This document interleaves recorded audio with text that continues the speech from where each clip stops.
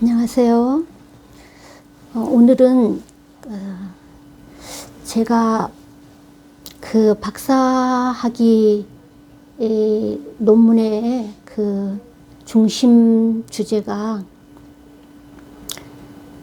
이 성경 이야기를 어떻게 믿을 수 있게 할 수 있을까? 그러니까 성경 이야기를 동화처럼 하지 않고 설화처럼 하지 않고, 그러니까 지어낸 이야기처럼 하지 않고 신빙성 있게 믿을 수 있게, 그러니까 성경 이야기가 뭐 2000년 전에 언젠가 한번 있었던 이야기가 아니라 오늘도 일어나고 있는 이야기.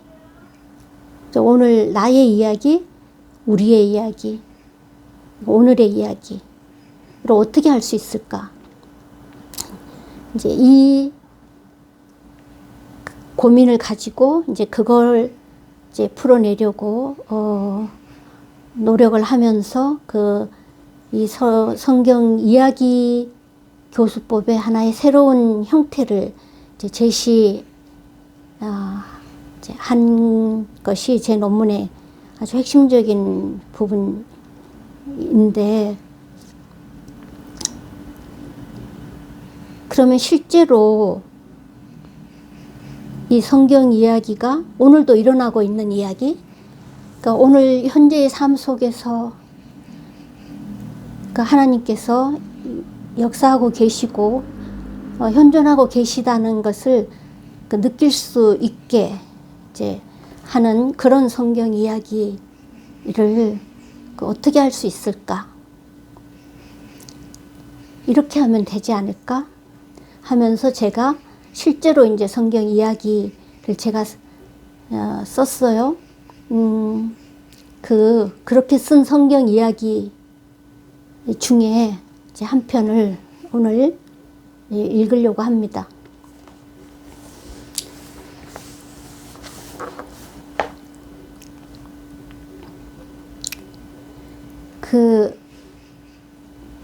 제가 말씀드렸다시피 저는 이제 독일에서 14년 동안 공부를 했고, 독일에서 이제 교육학 박사 학위를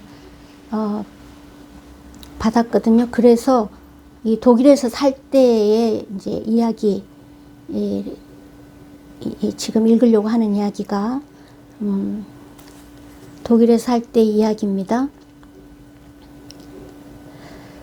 내가 독일에서 살 때의 일이다. 나는 한 길이 끝나고 뒤로는 숲이 시작되는 한 거리의 맨 마지막에 세워진 7층짜리 아파트에서 살았다. 내가 살았던 그 동네에는 여러 개의 고층으로 된 집들이 있었으며, 이 고층 집 속에는 많은 외국인들과 이주민들과 학생들과 생활보호 대상자들이 살았다. 바로 우리 밑의 집에는 약 55세 정도 되어 보이는 독일 아주머니가 남편과 함께 살았다. 이들의 집세는 시에서 지불해 주었다. 우리가 이 집에 새들어 살려고 방을 보러 왔을 때 그 집에 살고 있던 학생이 우리에게 이야기해 준 대로 밑에 집 아주머니는 매일 아침 6시 반경이 되면 시끄럽게 떠들었다. 라디오를 틀어놓고 노래를 따라서 크게 불렀다. 나는 아침마다 이 아주머니의 큰 소리에 깨곤 했다. 밑에 사는 여자는 비정상입니다. 그 여자는 창녀였어요. 하고 전 입주자가 이 이웃집 여자에 대해 내게 말해주었다. 그러나 내게는 이 여자에 대한 이런 평판이 하나도 문제가 안 되었다. 아주머니가 한 번은 내게 소금을 빌리러 오기도 하고, 또 한 번은 밀가루와 커피를 얻으러 오기도 했으며, 화장지나 그릇 닦는 비눗물을 얻으러 오곤 했다. 아침 일찍 이 아주머니는 비누, 걸레, 손수 뜨개질에서 만든 뜨거운 냄비를 드는 수건 등이 가득 든 가방 2개를 들고 집을 나섰다. 한 집 한 집 문을 두드려 이 물건들을 팔았다. 그녀는 청소를 대단히 즐겨했으며 거리에 떨어져 있는 쓰레기를 항상 주워 모았다. 늘 타고 다니는 버스 안에서 만나는 사람들이나 이 건물에 같이 사는 사람들 중에 아무도 그녀에게 관심을 보이거나 그녀의 말에 귀를 기울여 준다거나 하는 사람은 없었다. 모두 그녀와 상종을 하기를 꺼려했으며 뒤에서 흉이나 보았다. 그럼에도 불구하고 그녀는 내 눈에는 항상 사는 것이 기쁜 사람처럼 보였고 그런대로 만족한 삶을 사는 것처럼 보였다. 그런데 그녀의 남편이 이혼을 하자고 요구하고 나오자 그녀는 많이 변하기 시작했다. 자주 술을 많이 마시고 집에 들어오는 것을 볼 수 있었다. 길거리에서 고함을 지르기도 했다. 아침 일찍 더 이상 노래를 하지 않았다. 저녁에는 밑에서 2사람이 싸우는 소리를 자주 듣게 되었다. 무엇보다도 그 여자가 한밤중에 대부분의 사람들이 잠자리에 든 밤 12시나 1시를 넘어서 숲속에서 고래고래 소리를 지르며 무엇인가를 말하는 괴성을 들을 땐 그녀가 불쌍하다는 생각이 들었고 나는 잠을 이룰 수가 없었다. 무엇이 이 시간에 그 여자를 아무도 없고 어두운 숲속으로 몰아내었는지, 왜 이 여자는 고함을 지르지 않으면 안 됐는지에 대해 생각해 보았다. 이 여자에게는 자기의 고통과 걱정거리와 아픔을 나누어 줄 수 있는 사람이 아무도 없었음에 틀림없었다. 단 한 사람만 있었어도 숲속으로 가서 소리를 지르지는 않았을 것이다. 어느 누구도 그녀를 돌봐주는 사람이 없었다. 아마도 그래서 그녀는 숲속에 들어가 그렇게 소리를 질러야만 했는지도 모른다. 그녀는 분노와 실망과 좌절로 자기의 생이 가득 차 있다는 것을 느꼈을 것이다. 슬픔과 무기력함으로 헤어나올 수가 없었을 것이다. 그래서 그녀는 아무도 없는 숲속에서 고함을 지를 수밖에 없었을 것이다. 이 여자처럼 거라사라는 지방에 살았던 한 남자도 고함을 지르고 괴성을 질렀다. 그 남자는 아무도 없는 무덤 사이에서 소리를 질렀다. 단 한 사람도 그에게 관심을 보여주지 않았다. 모든 사람들은 그저 그가 미쳤다거나 공격적이며 위험하다고만 말했다. 아무도 그의 말에 귀 기울여 주지 않았다. 어느 누구도 그를 쳐다보지 않았으며 그를 돌보아주는 자가 단 한 사람도 없었다. 그가 하고 싶은 말에 귀를 기울여주고 그의 놓여있는 처지를 봐주러 오는 사람이 단 한 사람만 있다 하더라도 그가 그렇게까지 포악해지지는 않았을 텐데, 무슨 좋지 않은 일이 그에게 벌어졌으며 어떤 끔찍한 일을 그가 당했기에 그는 죽은 자들 옆에서 살아야만 했을까? 무슨 고통거리가 이 남자를 무덤가로 내몰았으며 어떤 부당한 일이 그에게 일어났는지에 대해서는 사람들이 모두 무관심했다. 그 남자가 무덤에서 고함을 지르든지 말든지 상관이 없었다. 사람들은 그저 저 남자는 귀신이 들렸어 라고만 말했다.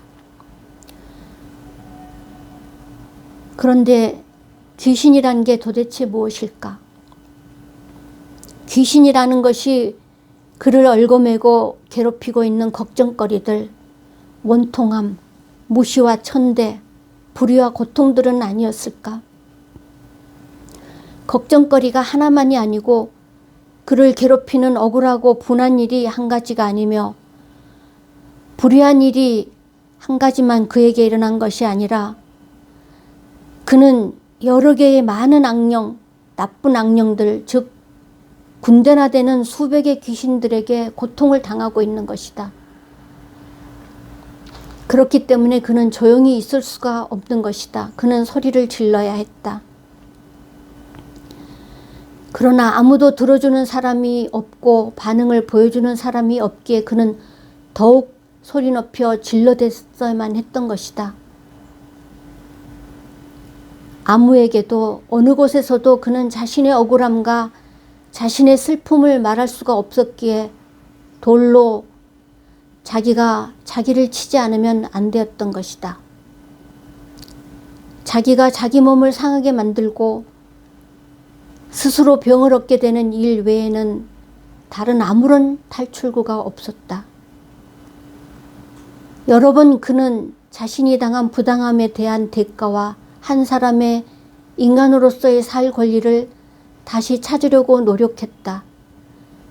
그러나 이런 노력을 할 때마다 사람들은 그를 밧줄과 쇠사슬로 꽁꽁 묶었다. 그러나 밧줄과 쇠사슬도 사람들은 그의 입을 막지는 못했다. 아무도 그를 꽁꽁 묶인 채로 놓아둘 수는 없었다. 그는 그렇게 쉽게 모든 것을 포기하지는 않았다. 억압이 심하면 심할수록, 불의한 세력이 커지면 커질수록 그는 더욱더 포악해졌다.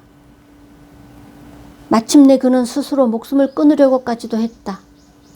그때 드디어 한 사람이 그에게 다가왔다. 그의 말을 들어주고 그의 마음을 알아주는 단 한 사람, 예수라는 사람이었다. 그래서 그 사람은 예수님에게 온갖 불평, 불만과 고통거리들을 털어놓았다. 그 사람은 오랫동안 말하고 싶었던 모든 것을 말할 수 있었으며 쌓이고 쌓인 소원들을 말할 수 있었다. 그는 더 이상 자신을 못 살게 만드는 귀신들로부터 시달림을 당하고 싶지 않았다. 그는 새로운 해가 떠오르는 아침과 더 이상 고함지를 필요가 없는 하루를 맞고 싶었다. 예수님께서는 이 사람의 아픔을 보셨고 그 아픔이 얼마나 큰지를 보셨다. 이 흉악한 군대나 되는 악마야, 이 사람에게서 나가라 하고 예수께서 소리를 질러 악한 귀신들을 쫓아내셨다.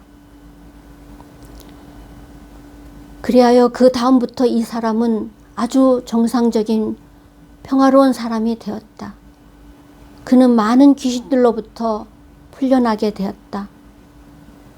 예수님께서는 그를 억눌린 분노와 뿌리 깊게 내린 슬픔으로부터 풀어주신 것이다.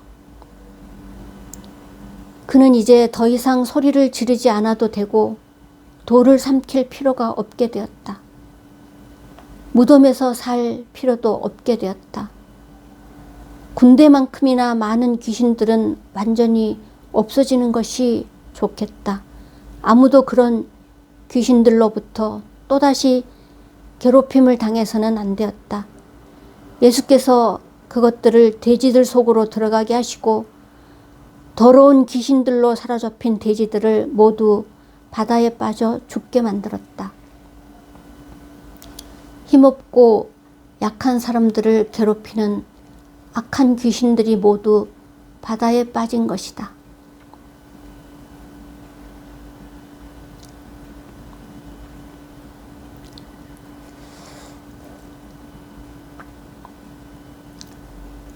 제가 오랫동안 한신대에서 또 다른 대학에서도 외래 교수로 그 이야기 교수법에 대해서 강의를 했어요. 이제 그때 제가 이 이야기를 학생들한테 이제 읽어주고, 내가 쓴 다른 이야기 이제 16편도 다 이제 한 학기 동안 수업 그 자료로서 다루고, 마지막 그 학기가 끝날 때 과제로서 이제 각자 자기 이야기를 한 편씩 써오도록 했거든요. 이제 그때 이제 한 학생이 학기말 과제로 써낸 이야기가 있는데, 그 학생이 쓴 그 이야기를 제가 지금 읽으려고 합니다. 읽어 드릴게요.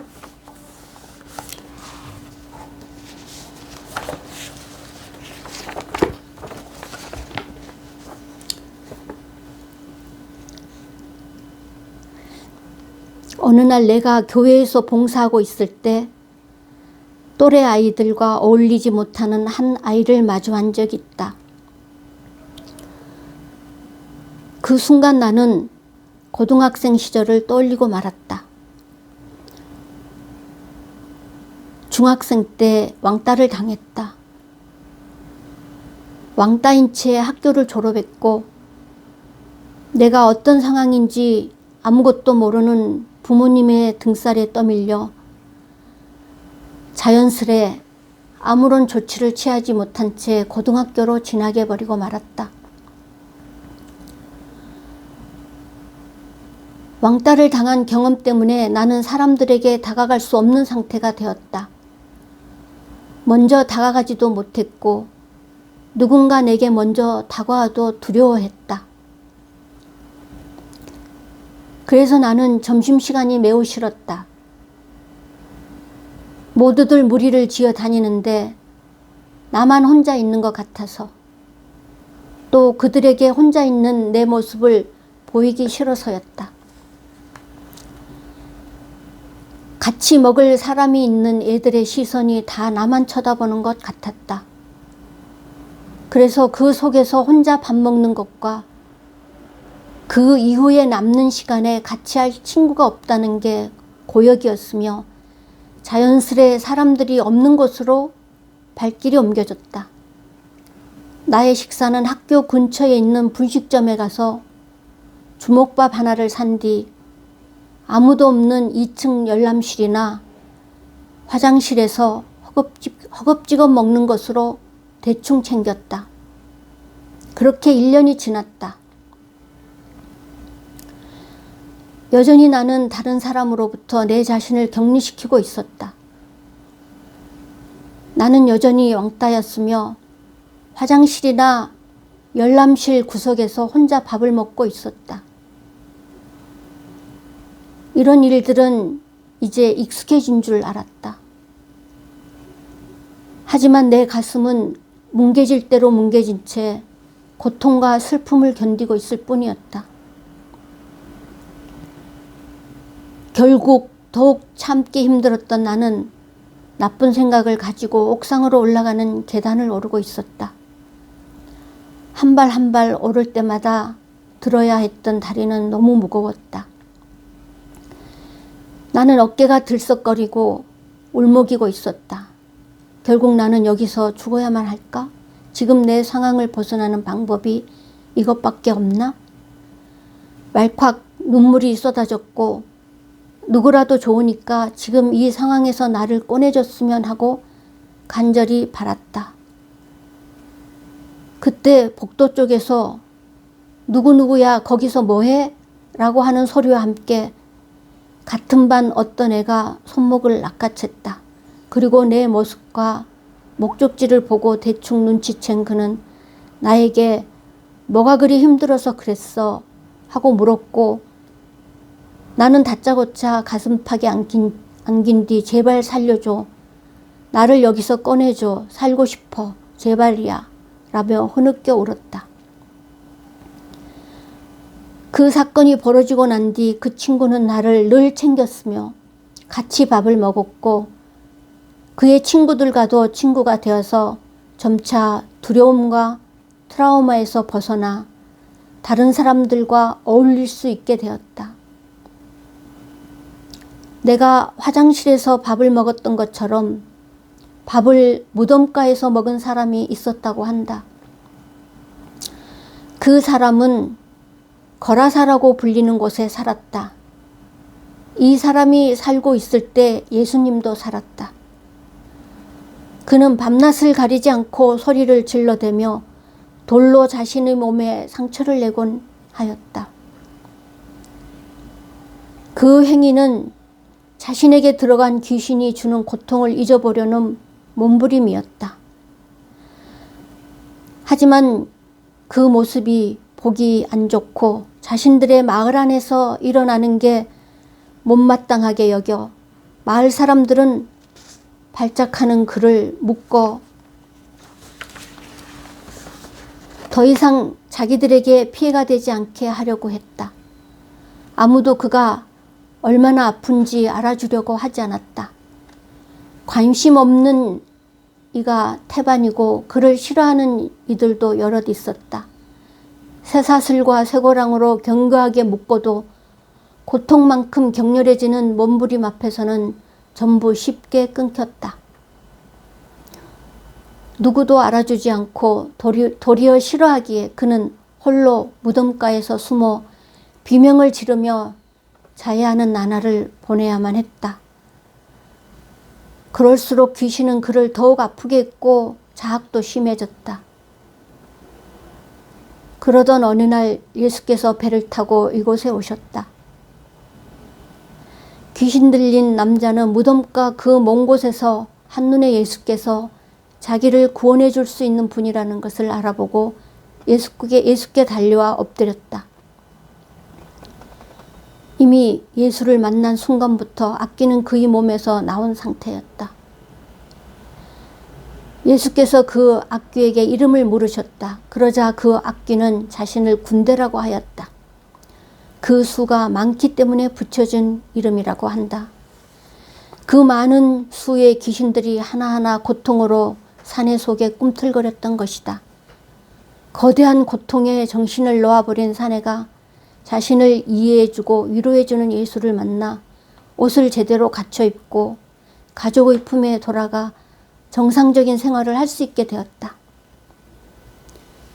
그 고통은 다시 사내에게 들어가지 못하도록 돼지 몸에 들어가 익사하며 완전히 소멸되었다.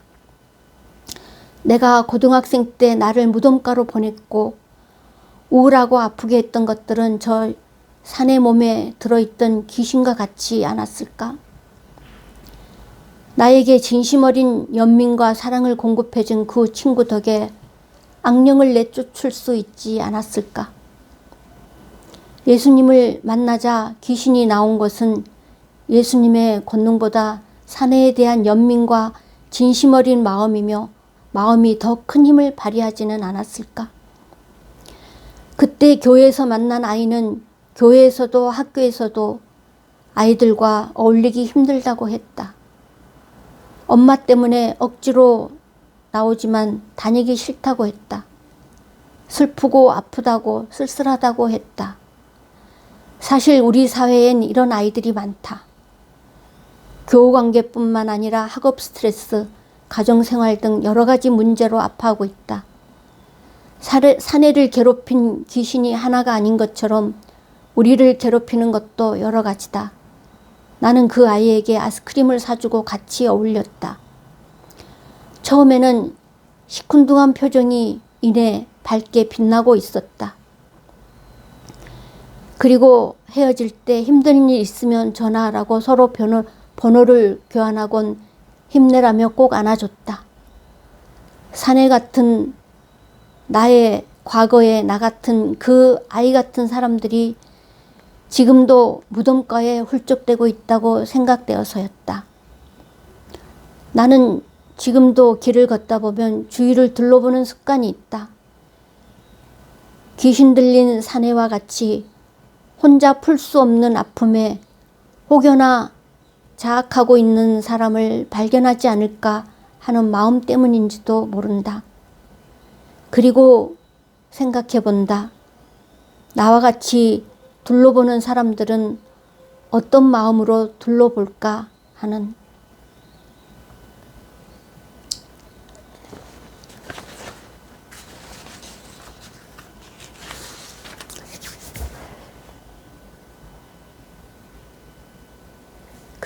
이 이야기 이제 수업에서 이제 학생들이 이런 식으로 이야기를 했을 때 이제 어떤 생각이 드냐.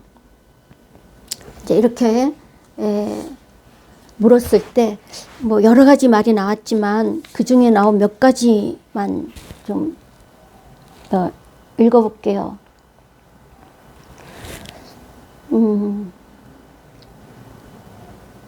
주어가 나로 맞춰져 있어 현실성이 있다. 이야기에 흡입력이 있다. 성경을 잘 모르는 사람이 성경을 쉽게 접할 수 있는 방법이다. 사실적으로 묘사가 되어 생생하다. 또 다른 피드백은 일상에서 일어난 일을 이야기함으로써 사람들의 공감을 이끌어냈다. 또 쉽게 공감할 수 있는 비슷한 사례를 가지고 이야기했고 듣는 사람들이 폭넓은 사고를 할 수 있게 도와주었다.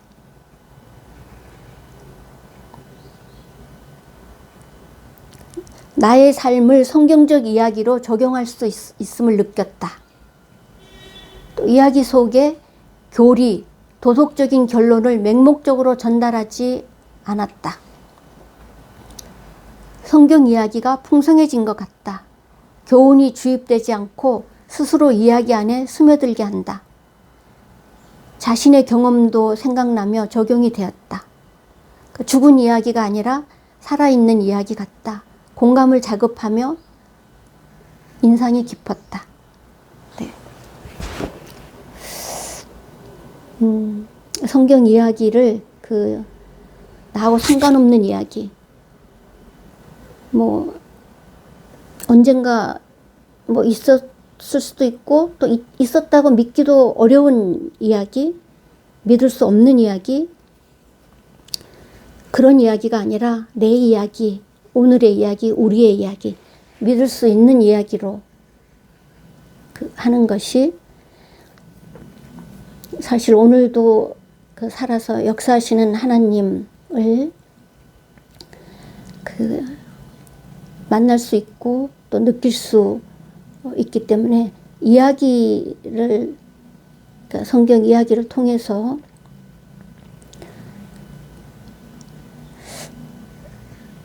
사실 성경이 많은 부분이 이야기로 되어 있다는 것만 보더라도 이야기가 얼마나 중요한가 하는 걸 알 수 있는데, 우리가 잘못된 형태로 이야기를 하기 때문에, 이야기가 아닌 것을 이야기처럼 하기 때문에 사실은 이제 이렇게 이제 살아있는 이야기로서 성경 이야기를 못 해온 건 아닌가, 그런 생각을 해봅니다. 자, 오늘은 여기까지. 감사합니다.